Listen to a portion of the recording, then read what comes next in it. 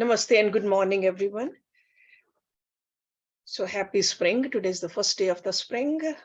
So let's do some prayers also before we start reading Shiv Puran. Om Guru Brahma, Guru Vishnu, Guru Devo, Maheshwaraha, Guru Sakshat Parbrahma, Tasmai Shri Guruve Namaha.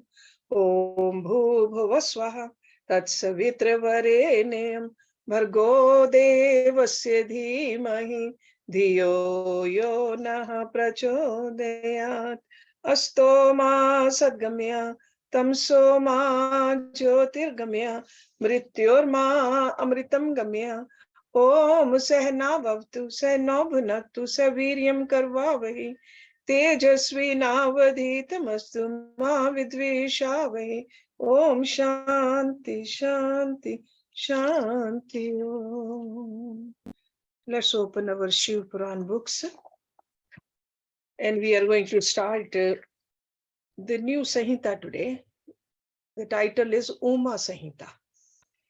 And the books which we are following, the page number in this one is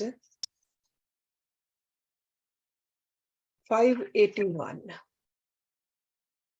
So Uma संहिता. भगवान श्री कृष्ण के तप से संतुष्ट हुए शिव और पार्वती का उन्हें अभीष्ट वर देना तथा शिव की महिमा.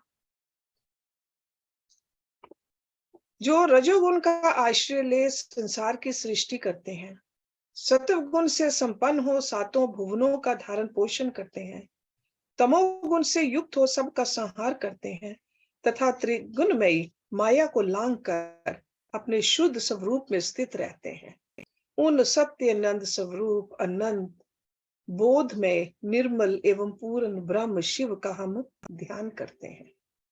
वे ही सृष्टि काल में ब्रह्मा, पालन के समय विष्णु और संहार काल में रुद्र नाम धारण करते हैं तथा सदैव सात्विक भाव को अपनाने से ही प्राप्त होते हैं.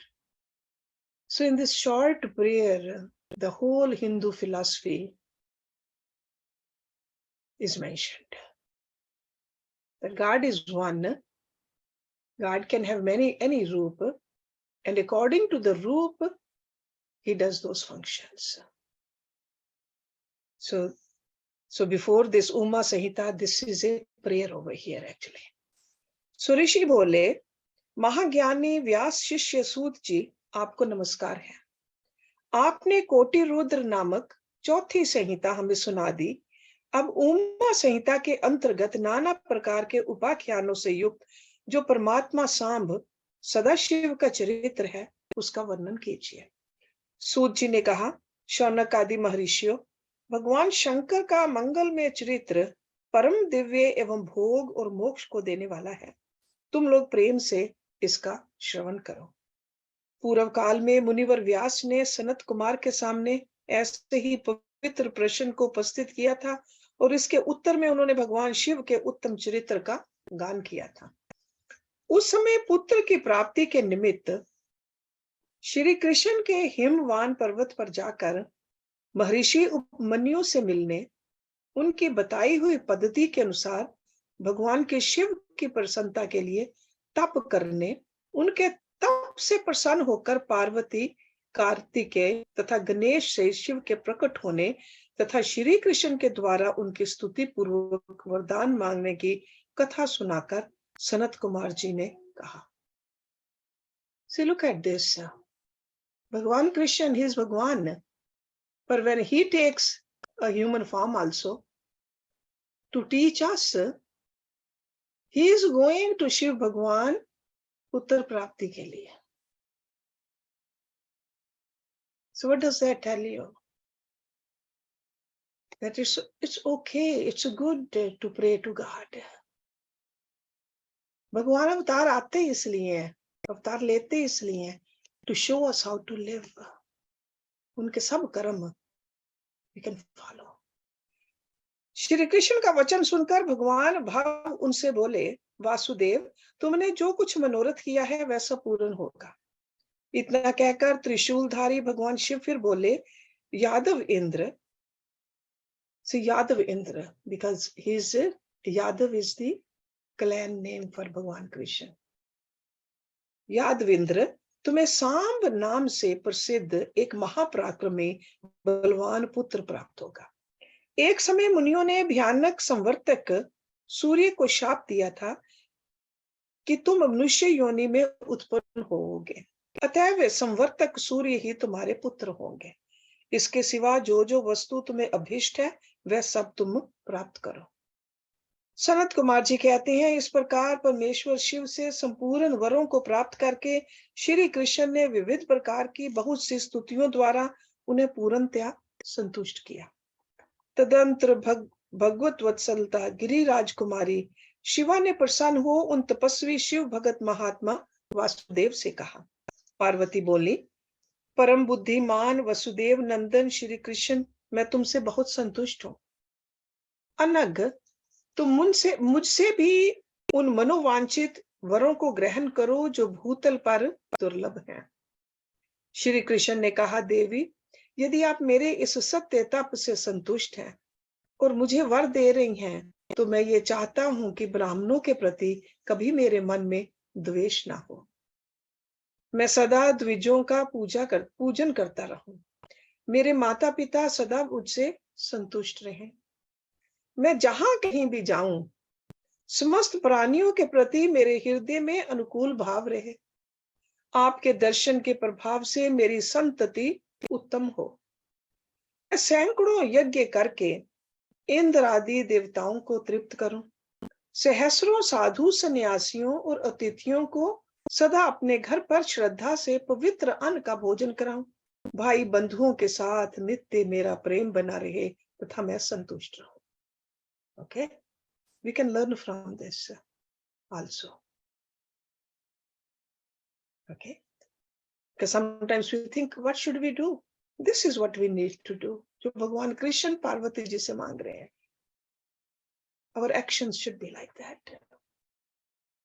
And it starts with a tapa. You have to learn how to live a life of a tapasvi. Sanat Kumar ji कहते हैं, श्री कृष्ण का वे वचन सुनकर संपूर्ण अभीष्टों को देने वाली सनातनी देवी पार्वती विस्मित हो उनसे बोली, वासुदेव, ऐसा ही होगा, तुम्हारा कल्याण हो। इस प्रकार श्री कृष्ण पर उत्तम कृपा करके उन्हें उन वरों को देकर पार्वती देवी तथा परमेश्वर शिव दोनों वहीं अंतर्ध्यान हो गए। तदंतर केशी हंता श्री कृष्ण ने मुनिवर उपमन्यु प्रणाम करके उनसे वर प्राप्ति का सारा समाचार बताया। तब उन मुनियों ने कहा, जनार्दन, संसार में भगवान शिव के सिवा दूसरा कौन महादानी ईश्वर है तथा क्रोध के समय दूसरा कौन अत्यंत दुस्सह हो उठता है। महायशस्वी गोविंद दान तप शौर्य तथा स्थिरता में शिव से बढ़कर कौन है। अतः तुम शंभु के दिव्य ऐश्वर्य का सदा श्रवण करते रहो। तदंतर उपमन्यु के द्वारा शिव की महिमा सुनने के बाद उन मुनीश्वर को नमस्कार करके वसुदेव नंदन केशव मन ही मन शंभु का स्मरण करते हुए द्वारकापुरी को चले गए। नेक्स्ट चैप्टर, नरक में गिराने वाले पापों का संक्षिप्त परिचय। So in the previous chapter we learned what should we do, and in this chapter we should make a list of the things we should avoid also. Whether we consider that Nark is in our mind or Nark is right here or Nark is after death, doesn't matter. We don't want to go to Nark at any time. So in order to stay away from it, we got to know what we should not do. So इसमें डरने की बात नहीं है, बात यह है कि समझने की कि कैसे कर्म में जो नहीं करने हमने। सनत कुमार जी कहते हैं, व्यास जी, जो पाप परायण जीव महान नरक के अधिकारी हैं, उनका संक्षेप से परिचय दिया जाता है। सावधान होकर सुनो। पर स्त्री को प्राप्त करने का संकल्प, पराये धन को अपहरण करने की इच्छा, चित्त के द्वारा अनिष्ट चिंतन तथा ना करने योग्य कर्म में प्रवृत्त होने का दुराग्रह, ये 4 प्रकार के मानसिक पाप कर्म है।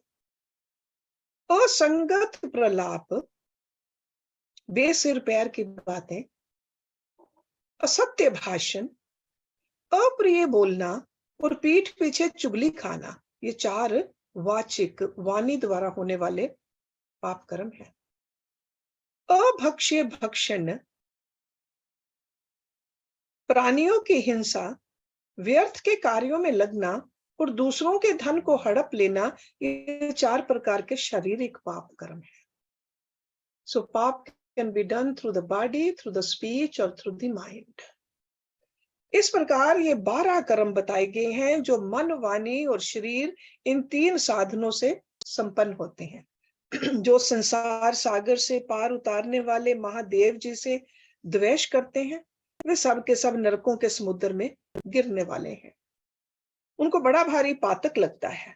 जो शिव ज्ञान का उपदेश देने वाले तपस्वी की, गुरुजनों की और पिता ताऊ आदि की निंदा करते हैं, वे उन्मत्त मनुष्य नरक समुद्र में गिरते हैं। ब्रह्म हत्यारा, मदिरा पीने वाला, सुवर्ण चुराने वाला, गुरु पत्नी गामी तथा इन 4 से संपर्क रखने वाला 5वीं श्रेणी का पापी, ये सब के सब महापातकी कहे गए हैं। जो क्रोध से, लोभ से, भय से तथा द्वेष से ब्राह्मण के वध के लिए महान मर्म भेदी दोष का वर्णन करता है, वह ब्रह्म हत्यारा होता है। So it's not just a killing the Brahma or a Brahman, it is having these vices, क्रोध, लोभ, भय, द्वेष से। जो ब्राह्मण को बुलाकर उसे कोई वस्तु देने के पश्चात फिर ले लेता है तथा जो निर्दोष पुरुष पर दोष आरोपण करता है, वह मनुष्य भी ब्रह्म हत्यारा होता है। So according to these actions, we are considered Brahm Hatyara. Because sometimes we think, no, I never killed anybody. No, if we have done these actions, we are Brahm Hatyara. So we got to watch for that too. जो भरी सभा में उदासीन भाव से बैठे हुए, उदासीन क्या होता है? Indifferent. श्रेष्ठ द्विज को अपनी विद्या के अभिमान से अपमानित करके उसे निस्तेज कर देता है, उसे ब्रह्म हत्यारा कहा गया है। जो दूसरों के यथार्थ गुणों का भी बलात् खंडन करके झूठे गुणों द्वारा अपने आप को उत्कृष्ट सिद्ध करता है। उत्कृष्ट क्या होता है? ऊपर, बेटर देन अदर्स। वह भी निश्चय ही ब्रह्म हत्यारा होता है। जो सांडों द्वारा बाही जाती हुई गौओं के द्वारा तथा गुरु से उपदेश ग्रहण करते हुए द्विजों के कार्य में विघ्न डालता है, उसे ब्रह्म हत्यारा कहते हैं। जो देवताओं, ब्राह्मणों तथा गौओं के उपयोग के लिए दी हुई भूमि को हर लेता है, उसे ब्रह्म हत्यारा कहा गया है। देवता और ब्राह्मण के धन को हर लेना तथा अन्याय के धन कमाना ब्रह्म हत्या के समान ही पातक जानना चाहिए। जिस किसी व्रत, नियम तथा यज्ञ को ग्रहण करके उसे त्याग देना तथा 5 महायज्ञों का अनुष्ठान न करना मदिरा पान के समान पातक बताया गया है। पिता और माता को त्याग देना, झूठी गवाही देना, ब्राह्मण से झूठा वादा करना, शिव भक्तों को मांस खिलाना तथा अभक्ष्य वस्तु का भक्षण करना ब्रह्म हत्या के तुल्य कहा गया है। वन में निरपराध प्राणियों का वध कराना भी ब्रह्म हत्या के ही तुल्य है। साधु पुरुष को चाहिए कि वह ब्राह्मण के धन को त्याग दे, उसे धर्म के कार्य में भी ना लगाए, अन्यथा ब्रह्म हत्या का दोष लगता है। गौओं के मार्ग में, वन में तथा गांव में जो लोग आग लगाते हैं, वे भी ब्रह्म हत्या ही करते हैं। इस तरह के जो भयानक पाप हैं, वे ब्रह्म हत्या के समान माने गए हैं। ब्राह्मण के द्रव्य का अपहरण करना, पैतृक संपत्ति के बंटवारे में उल्ट फेर करना, अत्यंत अभिमान और अधिक क्रोध करना, पाखंड फैलाना, कृतघ्नता करना, विषयों में अत्यंत आसक्त होना, कंजूसी करना, सत्पुरुषों से द्वेष रखना, पर स्त्री समागम करना, श्रेष्ठ कुल की कन्याओं को कलंकित करना, यज्ञ, बाग बगीचे, सरोवर तथा स्त्री पुरुषों का विक्रय करना, तीर्थ यात्रा, उपवास तथा व्रत एवं उपनयन आदि का सौदा करना, स्त्री के धन से जीविका चलाना, स्त्रियों के अत्यंत वशीभूत होना, स्त्रियों की रक्षा न करना तथा छल से पराई स्त्रियों का सेवन करना, ब्रह्मचर्य आदि व्रतों को त्याग देना, दूसरों के आचार का सेवन करना, असत्य शास्त्रों का अध्ययन करना, सूखे तर्क का सहारा लेना, देवता, अग्नि, गुरु, साधु तथा ब्राह्मण की निंदा करना, पितृयज्ञ और देव यज्ञ को त्याग देना, अपने कर्मों का परित्याग करना, बुरे स्वभाव को अपनाना, नास्तिक होना, पापों में लगना और सदा झूठ बोलना, इस तरह के पापों से युक्त स्त्री पुरुषों को उपपात की कहा गया है।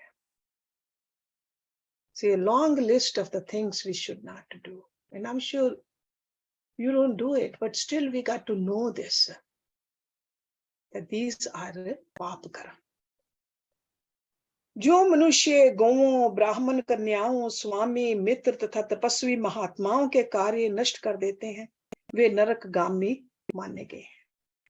जो ब्राह्मणों को दुख देते हैं, उन्हें मारने के लिए शस्त्र उठाते हैं, जो द्विज होकर शूद्रों की सेवा करते हैं, तथा जो काम वश मदिरा पान करते हैं, जो पाप परायण, क्रूर तथा हिंसा के प्रेमी हैं, जो गौशाला में, अग्नि में, जल में, सड़कों पर, पेड़ों की छाया में, पर्वतों पर, बगीचों में तथा देव मंदिरों के आसपास मल मूत्र का त्याग करते हैं, बांस, ईंट, पत्थर, काठ, सींग और कीलों द्वारा जो रास्ता रूंधते या रोकते हैं, दूसरों के खेत आदि की सीमा मिटा देते हैं, छल से शासन करते हैं, छल कपट के ही कार्यों में लगे रहते हैं, किसी को ठग कर लाए हुए पाक, अन्न तथा वस्त्रों का छल से ही उपयोग करते हैं, जो स्त्री, पुत्र, मित्र, बाल, वृद्ध, दुर्बल, आतुर, भृत्य, अतिथि तथा बंधुजनों को भूखे छोड़कर स्वयं खा लेते हैं, जो अजितेंद्रिय पुरुष स्वयं नियमों को ग्रहण करके फिर उन्हें त्याग देते हैं,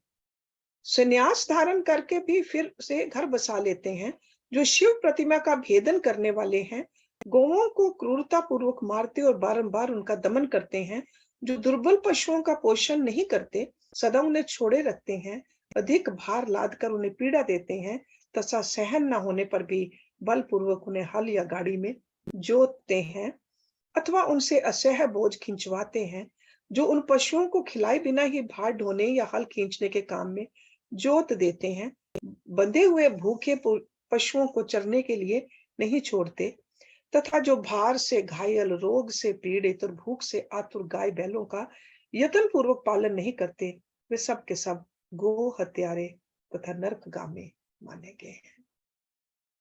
जो पापिष्ट मनुष्य बैलों के अंडकोश कुटवाते हैं और बंध्या गाय को जोतते हैं, वे महानारकी हैं। जो आशा से घर पर आए हुए भूख, प्यास और परिश्रम से कष्ट पाते हुए और उन अन्न की इच्छा रखने वाले अतिथियों, अनाथों, स्वाधीन पुरुषों, दीनों, बाल, वृद्ध, दुर्बल एवं रोगियों पर कृपा नहीं करते, वे मूढ़ नरक के समुद्र में गिरते हैं। मनुष्य जब मरता है तब उसका कमाया हुआ धन घर में ही रह जाता है। भाई बंधु भी शमशान तक जाकर लौट आते हैं, केवल उसके किए हुए पाप और पुण्य ही परलोक के पथ पर जाने वाले उस जीव के साथ जाते हैं। जो औचित्य की सीमा को लाकर मनमाना कर वसूल करता है तथा दूसरों को दंड देने में ही रुचि रखता है, वह राजा नरक में पकाया जाता है। जिस राजा के राज्य में प्रजा घूसखोरों, अपनी रुचि के अनुसार कम दाम देकर अधिक कीमत का माल ले लेने वाले अधिकारियों तथा चोर डाकुओं से अधिक सताई जाती है, वह राजा भी नरकों में पकाया जाता है। पराई स्त्रियों के साथ व्यभिचार और चोरी करने वाले प्रचंड पुरुषों को जो पाप लगता है, वही पर स्त्रीगामी राजा को भी लगता है। जो साधु को चोर और चोर को साधु समझता है तथा बिना विचारे ही निरपराध को प्राण दंड दे देता है, वह राजा नरक में पड़ता है। जिस किसी पराये द्रव्य को सरसों बराबर भी चुरा लेने पर मनुष्य नरक में गिरते हैं, इसमें संशय नहीं है। इस तरह के पापों से युक्त मनुष्य मरने के पश्चात यातना भोगने के लिए नूतन शरीर पाता है, जिसमें संपूर्ण आकार अविभक्त रहता है। इसलिए किए हुए पाप का प्रायश्चित कर लेना चाहिए, अन्यथा 100 करोड़ कल्पों में भी बिना भोगे हुए पाप का नाश नहीं हो सकता। जो मन, वाणी और शरीर द्वारा स्वयं पाप करता, दूसरे से कराता तथा किसी के दुष्कर्म का अनुमोदन करता है, उसके लिए पाप गति नरक ही फल है. Okay, so we got to look at all these examples because this was written when they were kheti badi, bail, gai. But even today we can see that where we are doing wrongdoing, any wrongdoing, wherever we hurt somebody, we try to take somebody else's property. That's all the actions which will take us to Narak. So a lot of details over here, but we got to just learn how to get the message from these examples. Okay. Next chapter. Yes, Rita. Just one thing. जो यहाँ पे कहा है इन्होंने ये page 583 पे नीचे left side पे कि जो द्विज होकर शूद्रों की सेवा करते हैं. This is based on the caste system, right? Yeah, सेवा not तो the किसी की भी caste कर system. सकते हैं. No. Caste system नहीं है. Which means guru. Guru. Okay. Yeah. So we got to know what our duty is. ब्राह्मण का मतलब ब्राह्मण द्विज गुरु द सेम चीज है. सो द्विज या ब्राह्मण को किसकी सेवा करनी चाहिए? भगवान की सेवा. जो शूद्र है, शूद्र का ये मतलब है जो काम करने वाले हैं, जो सेवा करने वाले हैं, वो ब्राह्मण की सेवा करें, नाट की ब्राह्मण उनकी सेवा करे. पर अगर शूद्र को जरूरत हो, if he's in need or something, तो उनकी नहीं. Then it's different. Then it's different. Yeah. Okay. Yeah. There are some special allotments, जैसे कहते हैं ना कि in a particular time, आपातकाल धर्म is different. Okay. Okay. Okay. But in general, अगर गुरु सेवा करने लग गया, so गुरु अपना धर्म का पालन करेगा. ठीक है ना?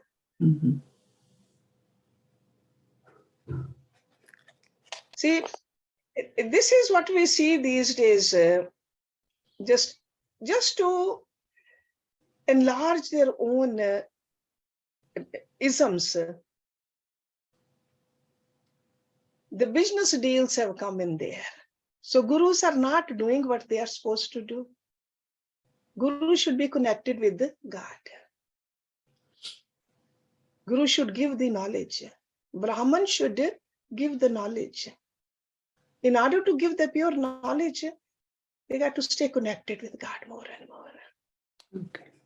Okay, that's what it means. But if there is some need for it, sure, they should, definitely. Okay, that is like a not a rule. Okay, so there's just a here and there the exceptions.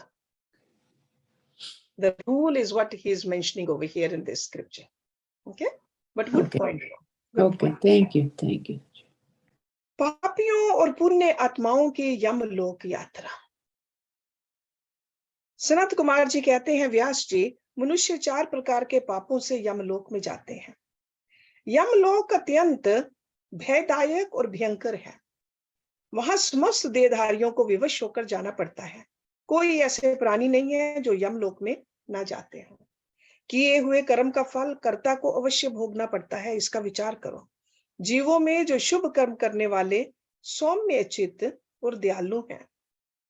सौम्य चित्त, सौम्य का मतलब होता है very serine, simple. सौम्य चित्त, वे सौम्य मार्ग से यमपुरी के पूर्व द्वार को जाते हैं. सो यमपुरी जाते तो हैं पर from a different door. Okay.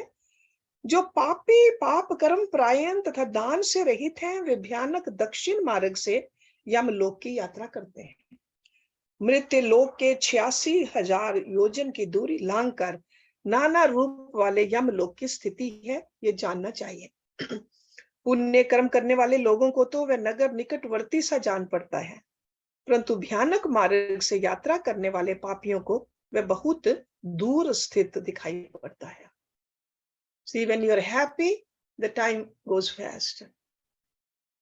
Right? When you are disturbed, when you are going through the suffering and the sorrow, then it seems longer. the same distance. वहां का मार्ग कहीं तो तीखे कांटों से युक्त है, कहीं कंकड़ों से व्याप्त है, कहीं छुरे की धार के समान तीखे पत्थर उस मार्ग पर जड़े गए हैं, कहीं बड़ी भारी कीचड़ फैली हुई है। बड़े छोटे पातकों के अनुसार वहां की कठिनाइयों में भी भारीपन और हल्कापन है। कहीं कहीं यमपुरी के मार्ग पर लोहे की सुई के समान तीखे ढाब फैले हुए हैं। तदंतर यमपुरी के मार्ग की भीषण यातनाओं और कष्टों का वर्णन करके सनत कुमार जी ने कहा, व्यास जी, जिन्होंने कभी दान नहीं किया है वे लोग ही इस प्रकार दुख उठाते और सुख की याचना करते हुए उस मार्ग पर जाते हैं। जिन्होंने पहले से ही दान रूपी पाथ्य राह खर्च ले रखा है वे सुखपूर्वक यमलोक की यात्रा करते हैं। एंड व्हाट इज दिस राह खर्च? दैट मीन्स डिड सम पुण्य कर्म। कर्म साथ जाते हैं ना, नाट की पैसा। वे सुखपूर्वक यमलोक की यात्रा करते हैं। इस रीति से कष्ट उठाकर पापी जीव जब प्रेतपुरी में पहुंच जाते हैं तब उनके विषय में यमराज को सूचना दी जाती है। उनकी आज्ञा पाकर दूत उन पापियों को यमराज के आगे ले जाकर खड़े करते हैं। वहां जो शुभ कर्म करने वाले लोग होते हैं उनको यमराज स्वागत पूर्वक आसन देकर पाद्य और अर्घ निवेदन करके प्रिय बर्ताव के द्वारा सम्मानित करते हैं और कहते हैं, वेदोक्त कर्म करने वाले महात्माओं, आप लोग धन्य हैं जिन्होंने दिव्य सुख की प्राप्ति के लिए पुण्य कर्म किया है। अतः आप लोग दिव्य अंगनाओं के भोग से भूषित तथा संपूर्ण मनोवांछित पदार्थों से संपन्न निर्मल स्वर्ग लोक में जाइए। वहां महान भोगों का उपभोग करके अंत में पुण्य के क्षीण हो जाने पर जो कुछ थोड़ा सा अशुभ शेष रह जाए उसे फिर यहाँ आकर भोगिएगा। जो धर्मात्मा मनुष्य होते हैं वे मानो यमराज के लिए मित्र के समान हैं। वे यमराज को सुखपूर्वक सौम्य धर्मराज के रूप में देखते हैं, किंतु जो क्रूर कर्म करने वाले हैं वे यमराज को भयानक रूप में देखते हैं। उनकी दृष्टि में यमराज का मुख दाढ़ों के कारण विकराल जान पड़ता है। नेत्र टेढ़ी भौं से युक्त प्रतीत होते हैं। उनके केश ऊपर को उठे होते हैं। दाढ़ी मूंछ बड़ी बड़ी होती है। पोंट ऊपर की ओर फड़कते रहते हैं। उनके 18 भुजाएं होती हैं। वे कुपित तथा काले कोयले के ढेर से दिखाई देते हैं। उनके हाथों में सब प्रकार के अस्त्र शस्त्र उठे होते हैं। So that means the same person, because we are looking at it with the mirror of our own mind. So पाप कर्म करने वालों को वही विकराल दिखते हैं, पर जिन्होंने पुण्य कर्म किए हैं उनको नहीं। वे सब प्रकार के दंड का भय दिखाकर उन पापियों को डांटते रहते हैं। बहुत बड़े भैंसे पर अरूढ़ लाल वस्त्र और लाल माला धारण करके बहुत ऊंचे महामेरु के समान दृष्टि गोचर होते हैं। उनके नेत्र प्रज्वलित अग्नि के समान उद्दीप्त दिखाई देते हैं। उनका शब्द प्रलयकाल के मेघ की गर्जना के समान गंभीर होता है। वे ऐसे जान पड़ते हैं मानो महासागर को पी रहे हैं, गिरिराज को निकल रहे हैं और मुंह से आग उगल रहे हैं।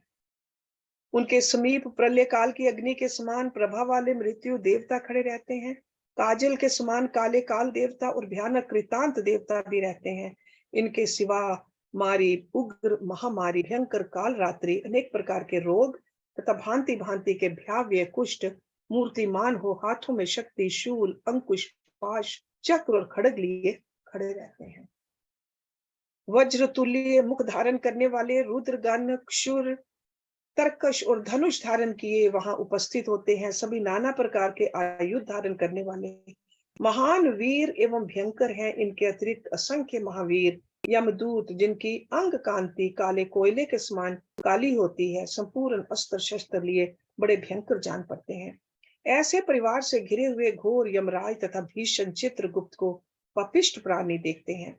यमराज उन पाप कर्मियों को बहुत डांटते हैं और भगवान चित्रगुप्त धर्म युक्त वचनों द्वारा उन्हें समझाते हैं। So this is the end of this chapter. And now the next chapter, नरकों की 28 कोटियों तथा प्रत्येक के 5-5 नायक के क्रम से 140 रौरवादी नरकों की नामावली. So the names are given over here for those different नरक साल्स. सनत कुमार जी कहते हैं, व्यास जी, तदंतर यमदूत पापियों को अत्यंत तपे हुए पत्थर पर बड़े वेग से दे मारते हैं, मानो वज्र से बड़े बड़े वृक्षों को धराशायी कर दिया गया हो। उस समय शरीर से जर्जर हुआ देहधारी जीव कान से खून बहाने लगता है और शुद्ध बुद्ध खोकर निश्चेष्ट हो जाता है। तब वायु का स्पर्श कराकर यमदूत फिर उसे जीवित कर देते हैं और उसके पापों की शुद्धि के लिए उसे नरक समुद्र में डाल देते हैं। पृथ्वी के नीचे नरक की 7 कोटियां हैं, जो 7वें तल के अंत में घोर अंधकार के भीतर स्थित है। You remember there are 7 lower realms and 7 upper realms. So this is what 7वें तल के अंत में, so it's the lowest. उन सब की 28 कोटियां हैं।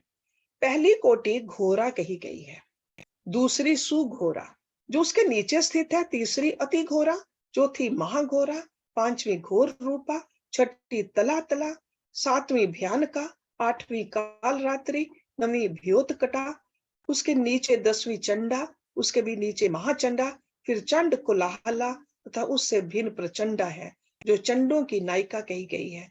उसके बाद पद्मा, पद्मावती, भीता और भीमा है जो भीष्म नरकों की नायिका मानी गई है। 18वीं कराला, 19वीं विकराला और 20वीं नरक कोटि वज्रा कही गई है। तदंतर त्रिकोणा, पंचकोणा, सुदीर्घा, अखिल तीर्दा, समा, भीमबला, भीमा तथा 28वीं दीप्त पराया है। इस प्रकार मैंने तुमसे भयानक नरक कोटियों के नाम बताए हैं। इनकी संख्या 28 ही है। ये पापियों को यातना देने वाली हैं। उन कोटियों के क्रमशः 5-5 नायक जानने चाहिए। अब उन सब कोटियों के नाम बताए जाते हैं, सुनो। उनमें प्रथम रौरव नरक है, जहां पहुंचकर देहधारी जीव रोने लगते हैं। महारौरव की पीड़ा से तो महान पुरुष भी रो देते हैं। इसके बाद शीत और उष्ण नामक नरक है, फिर सुघोर है। रौरव से सुघोर तक आदि के 5 नरक नायक माने गए हैं। इसके बाद सुमहातीक्ष्ण, संजीवन, महातम, विलोम, विलोप, कंटक, तीव्र वेग, कराल, विकराल, प्रकंपन, महावक्र, काल, कालसूत्र, प्रगर्जन, सूचिमुख, सुनेति, खादक, सुप्रपीडन, कुंभीपाक, सुपाक, क्रकच, अतिदारुण, अंगार राशि भवन, मेरु, असकृप रहित, तीक्ष्ण तुंड, शकुने, महासंवर्तक, क्रतु, तप्त जंतु, पंकलेप, प्रतिमांस, त्रपुधव, उच्छ्वास, सुनिरुच्छ्वास, सुदीर्घ, कूट शालमली, दुरिष्ट, सुमहावाद, प्रवाद, सुप्रतापन, मेघ, वृष, शाल्म, सिंहमुख, व्याघ्रमुख, गजमुख, कुकरमुख, शुक्रमुख, अजमुख, महिषमुख, खूकमुख, कोकमुख, वृकमुख, ग्राहा, कुंभिनस, नक्र, सर्प, कूर्म, काक, गृध्र, उल्लूक, हलोक, शार्दूल, क्रत, कर्कट, मंडूक, पूतिमुख, रक्ताश, पूति मृतिक, कन धूम्र, अग्नि, कृमि, गंधि वपु, अग्निद्न, अप्रतिष्ठ, रुधिराभ, स्वभोजन, लाला भक्ष, अंतर्भक्ष, सर्वभक्ष, सुदारुण, कंटक, सुविशाल, विकट, कटपूतन, अम्बरीश, कटाहा, कष्टदायिनी, वैतरणी नदी, सुतप्त, लोहशयन, एकपाद, प्रपूरन, घोर, असितालवान, अस्थिभंग, सुपूरन, विलातस, असुयंत्र, कूटपाश, प्रमर्दन, महाचूर्ण, असुचूर्ण, तप्त लोह में पर्वत, शूरधारा, यमल पर्वत, मूत्रकूप, विष्ठाकूप, अश्रुकूप, शीतल क्षारकूप, मूसलोलुखल, यंत्र, शिला, शकट, लांगल, तालपत्रवन, असीपत्रवन, शकट मंडप, समोह, अस्थिभंग, तप्त, चंचल, अयोगुण, बहुदुख, महाक्लेश, कश्मल, शमल, मलात, हालाहल, विरूप, स्वरूप, यमानुग, एक पाद, त्रिपाद, तीव्र, अचीव्र और ताम्र। इस प्रकार ये 28 नरक और क्रमशः उनके 5-5 नायक कहे गए हैं।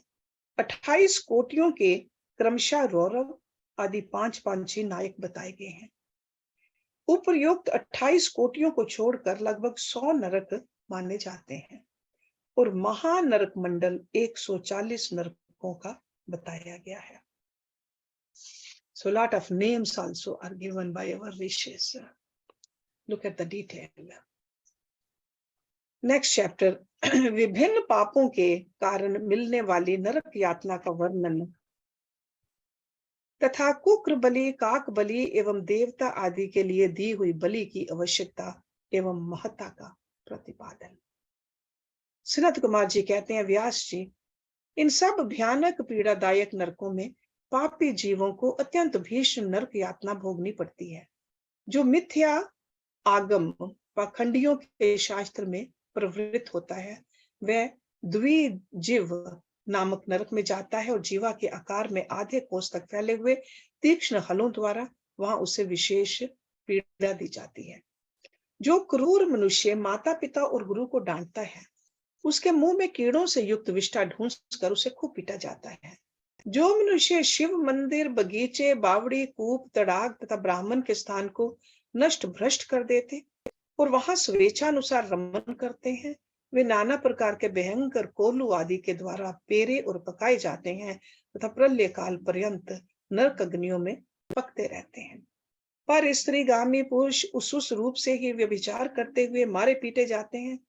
पुरुष अपने पहले जैसे शरीर को धारण करके लोहे की बनी हुई खूब तपाई हुई नारी का गाढ़ आलिंगन करके सब ओर से जलते रहते हैं। वे उस दुराचारनी स्त्री का गाढ़ आलिंगन करते और रोते हैं। जो सत पुरुषों की निंदा सुनते हैं, उनके कानों में लोहे या तांबे आदि की बनी हुई कीलें आग से खूब तपाकर भर दी जाती है। इनके सिवा जस्ते, शीशे और पीतल को गलाकर पानी के समान करके उनके कान में भरा जाता है। फिर बारंबार गर्म दूध और खूब तपाया हुआ तेल उनके कानों में डाला जाता है। फिर उन कानों पर वज्र का सा लेप कर दिया जाता है। इस तरह क्रमशः उनके कानों को उपयुक्त वस्तुओं से भरकर उनको नरकों में यातनाएं दी जाती हैं। क्रमशः सभी नरकों में सब और ये यातनाएं प्राप्त होती हैं और सभी नरकों की यातनाएं बड़ा कष्ट देने वाली होती हैं। जो माता पिता के प्रति भौएं टेढ़ी करते अथवा उनकी उदंडता पूर्वक दृष्टि डालते या हाथ उठाते हैं, उनके मुखों को अंत तक लोहे की कीलों से दृढ़ता पूर्वक भर दिया जाता है। जो मनुष्य लुभाकर स्त्रियों की और अपलक दृष्टि से देखते हैं, उनकी आंखों में तपाकर आग के समान लाल की हुई सुइयां भर दी जाती हैं। जो देवता, अग्नि, गुरु तथा ब्राह्मणों को अग्रभाग निवेदन किए बिना ही भोजन कर लेते हैं, उनकी जीवा और मुख में लोहे की सैकड़ों कीलें तपाकर ठूंस दी जाती हैं। जो लोग धर्म का उपदेश करने वाले महात्मा कथावाचक की निंदा करते हैं, देवता, अग्नि और गुरु के भक्तों की तथा सनातन धर्मशास्त्र की भी खिल्लियां उड़ाते हैं, उनकी छाती, कंठ, जीवा, दांतों की संधि, तालु, होठ, नासिका, मस्तक तथा संपूर्ण अंगों की संधियों में आग के समान तपाई हुई 3 शाखा वाली लोहे की कीलें मुदगरों से ठोकी जाती हैं। उस समय उन्हें बहुत कष्ट होता है। तत्पश्चात सब ओर से उनके घावों पर तपाया हुआ नमक छिड़क दिया जाता है। फिर उस शरीर में सब और बड़ी भारी यातनाएं होती हैं। जो पापी शिव मंदिर के पास अथवा देवता के बगीचों में मल मूत्र का त्याग करते हैं, उनके लिंग और अंडकोश को लोहे के मुदगरों से चूर चूर कर दिया जाता है तथा आग से तपाई हुई सुइयां उसमें भर दी जाती हैं, जिससे मन और इंद्रियों को महान दुख होता है। जो धन रहते हुए भी तृष्णा के कारण उसका दान नहीं करते और भोजन के समय घर पर आए हुए अतिथि का अनादर करते हैं, वे पाप का फल पाकर अपवित्र नरक में गिरते हैं। जो कुत्तों और गौओं को उनका भाग अर्थात बलि न देकर स्वयं भोजन कर लेते हैं, उनके खुले हुए मुंह में 2 कीलें ठोक दी जाती हैं। यमराज के मार्ग का अनुसरण करने वाले जो श्याम और शबल 2 कुत्ते हैं, मैं उनके लिए ये अन्न का भाग देता हूं, वे इस बलि को ग्रहण करें। पश्चिम, वायव्य, दक्षिण और नैऋत्य दिशा में रहने वाले जो पुण्य कर्मा कौए हैं, वे मेरी इस दी हुई बलि को ग्रहण करें। इस अभिप्रथा के 2 मंत्रों से क्रमशः कुत्ते और कौए को बलि देनी चाहिए। जो लोग यत्न पूर्वक भगवान शंकर की पूजा करके विधिवत अग्नि में आहुति दे शिव संबंधी मंत्रों द्वारा बलि समर्पित करते हैं, वे यमराज को नहीं देखते और स्वर्ग में जाते हैं। इसलिए प्रतिदिन बलि देनी चाहिए। एक चौकोर मंडप बनाकर उसे गंध आदि से अधिवासित करें। फिर ईशान कोण में धन्वंतरी के लिए और पूर्व दिशा में इंद्र के लिए बलि दे। दक्षिण दिशा में यम के लिए, पश्चिम दिशा में सुदक्षोम के लिए और दक्षिण दिशा में पितरों के लिए बलि देकर उन्हें पूर्व दिशा में अरिमा को अन्न का भाग अर्पित करें। सो बलि देना does not mean that you kill somebody. Bali means दान देना। ओके। द्वार देश में धाता और विधाता के लिए बलि निवेदन करे, तदंतर कुत्तों, कुत्तों के स्वामी और पक्षियों के लिए भूतल पर अन्न डाल दे। देवता, पितृ, मनुष्य, प्रेत, भूत, गुह्यक, पक्षी, कृमि और कीट ये सभी गृहस्थ से अपनी जांच चलाते हैं। स्वाहाकार, सवधाकार, वष्टकार तथा हंतकार ये धर्म में धेनु के 4 स्तन हैं। स्वाहाकार नामक स्तन का पान देवता करते हैं, सवधा का पितृ लोग, वष्टकार का दूसरे देवता और भूतेश्वर तथा हंतकार का नामक स्तन का सदा ही मनुष्यगण पान करते हैं।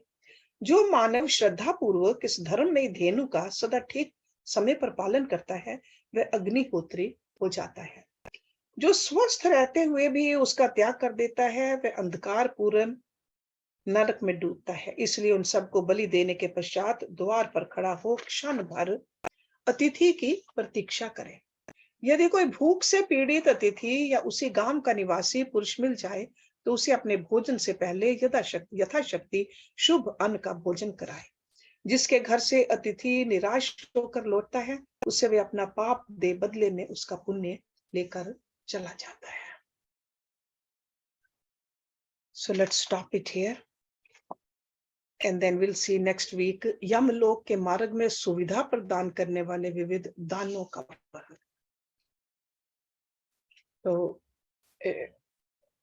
consistently they are telling us what not to do and what to do, and we'll see that in the following chapter. जल दान, जलाशय निर्माण, वृक्षारोपण, सत्य भाषण और तप की महिमा। So instead of getting worried or fearful of these chapters, we will learn that, hey, what can we do so that we can do more punya karam? Because only as a human being, we can keep on adding more and more punya into our bag. Okay. So let's end it over here today. Om Purnamada Purnamidam Purnat Purnamudachyate Purnasya Purnamadaya Purnameva Vishishyate. Om Shanti Shanti Shanti Om.